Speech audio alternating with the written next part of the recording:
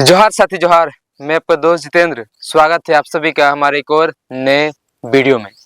आज हम इस वीडियो में कुछ खास चीज़ों को लेकर के बातचीत करने वाले हैं, क्योंकि हमारे झारखंड में खेती रिगार्डिंग यानी कि कृषि प्रधान क्षेत्र में हमारे लोग क्या करते हैं आज के दिन में, वो चीज़ें हम लोग बातचीत करेंगे। क्योंकि आज है रोहन पर्व, और रोहन पर्व में क्या होता है, क्यों मनाया जाता है, ये सारी चीज़ों को लेकर के मैं थोड़ा बहुत कुछ चीज़ें आप लोगों के साथ शेयर करने वाला हूँ। विस्तार से पता नहीं बातें हो पाएंगी कि नहीं हो पाएंगी, क्योंकि इससे पहले मैं जो भी वीडियो बनाता था वो लोगों से बातचीत करके मैं वीडियो बनाता था, लेकिन अभी मैं अकेले ही आप लोगों के बीच खड़ा हूँ और आप लोगों से बातचीत करने को हूँ। और इससे के पहले जो वीडियो होती थी वो कुड़माली से होती थी, लेकिन आज मैं ये हिंदी से वीडियो बनाने वाला हूँ, जिसका कारण यह भी है कि ताकि ज़्यादा से ज़्यादा लोग इस वीडियो को देख पाएँ और ज़्यादा से ज़्यादा लोग हमारे कल्चर को लोग समझ पाएँ, सुन पाएँ और समझ पाएँ। तो आइए चलिए स्टार्ट करते हैं। आज है रोहन पर्व, यानी कि जेठ मास के 13वें दिन रोहन पर्व है। और रोहन पर्व में क्या होता है, सुबह से लेकर के इस चीज़ों को लेकर के हम लोग बातचीत करते हैं। आप लोगों को पता होगा कि रोहन पर्व कब मनाया जाता है, लेकिन फिर भी मैं आप लोगों को बता देना चाहता हूँ कि जेठ महीना के जेठ मास के 13वें दिन यानी कि आज, और जैसे कि सुबह को सूरज उगने से पहले, ऐसा कहा जाता है कि सूरज उगने से पहले घर की महिलाएं घर के चारों तरफ गोबर से नेप लगा करके, गोबर से एक तरीके का रेखा बनाती है घर के चारों ओर।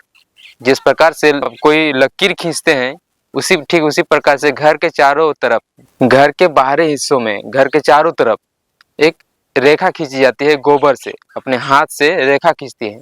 ये इस प्रकार का एक बंधन बोल सकते हैं, एक तरह का बाउंड्री बोल सकते हैं किन चीज़ों को लेकर के। क्योंकि अब से क्या है कि हम लोगों का खेती स्टार्ट हो चुका रहता है, और इस बीच गर्मी का भी मौसम आ चला है, अब बारिश भी अब धीरे धीरे आने को है। तो इस बीच क्या होता है कि बहुत सारे कीड़े मकोड़े, सांप बिच्छू, ये सब जो है आमने सामने दिखने लगते हैं। लेकिन इससे ये ऐसा माना जाता है, ऐसी धारणा होती है कि ये लेप लगाने के बाद घर के अंदर प्रवेश नहीं करती हैं।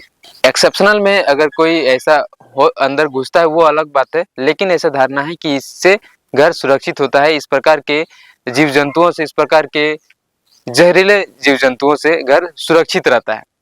उसके बाद क्या होता है कि शाम के समय, यानी कि जैसे मैंने आप लोगों को एक वीडियो में बताया था कि खेत में पहले हल चलाया जाता है, खेत जोता जाता है, पूरा खेत को नहीं बल्कि एक एक सीमित दायरे में, यानी कि एक तरीके का बोल सकते हैं कि बीन गाड़ी, यानी कि उसमें क्या करते हैं, बीज हम लोग लगाते हैं, धान का बीज उसमें लगाते हैं, बीन उसमें उगता है, उसके बाद में खेती का प्रोसेस स्टार्ट हो चुका रहता है। क्योंकि एक ही जगह में हम लोग बीज को लगा करके फसल तैयार करते हैं, ताकि पूरे खेत में हम लोग फसल लगा सकें। तो जब उसमें हम लोग हल चला करके खेत जोत करके रखते हैं, तो वो कोई हल से चला करके बैल के साथ में भी करते हैं, तो कोई ट्रैक्टर का भी प्रयोग करते हैं। समय के साथ कुछ चीजें बदल जाती है। उसके बाद क्या होता है कि उसी मिट्टी को आज शाम को घर की जो कुंवारी कन्या है, वो अपने माथे पर टोकरी में उस मिट्टी को लेकर के घर आती है। हाँ, ये अलग बात है कि कुछ लोगों का समय के हिसाब से खेत जुता हुआ नहीं रहता है, तो किसी और के खेत से भी लेकर के आते हैं, ये चलता है। वो अपने माथे, और इसमें भी एक दिलचस्प चीजें हैं, दिलचस्प बात है, वो क्या है मैं आप लोगों को बताता हूँ।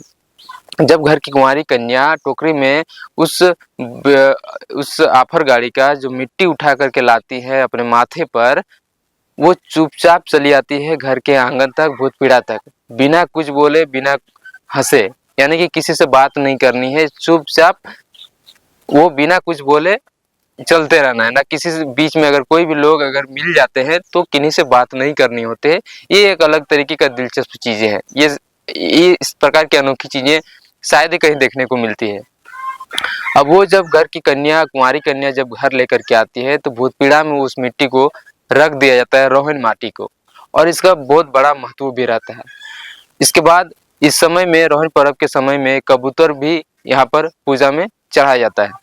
उसके बाद उस मिट्टी का प्रयोग घर के और भी कई तरीके का चीज़ों में भी किया जाता है। कई बार कि अपने अतिथियों को स्वागत करने में किया जाता है, कई बार पूजा में किया जाता है, और स्पेशली खेत में जब हम लोग आफर लगाने के लिए, यानी कि जब बिहीन धान लेकर के जाते हैं खेत, बिहीन छींटने के लिए आफर गाड़ी में, तब उसमें रोहन माटी को भी मिला दिया जाता है। उसके बाद बिहीन धान को हम लोग अपने आफर गाड़ी में छींट देते हैं, बिहीन धान को छींट देते हैं। उसके बाद में जब बारिश होता है तो फिर वो बीज उससे निकल जाता है, और फिर हमारा खेती का कार्य प्रारंभ हो जाता है। और जब माघ मास का पहला दिन यानी कि नए साल का शुरुआत होता है कृषि प्रधान क्षेत्रों में कुर्माली तिथि के अनुसार, उसमें हार पुण्य होता है, यानी कि यात्रा भी बोला जाता है, नए साल का पहला दिन होता है।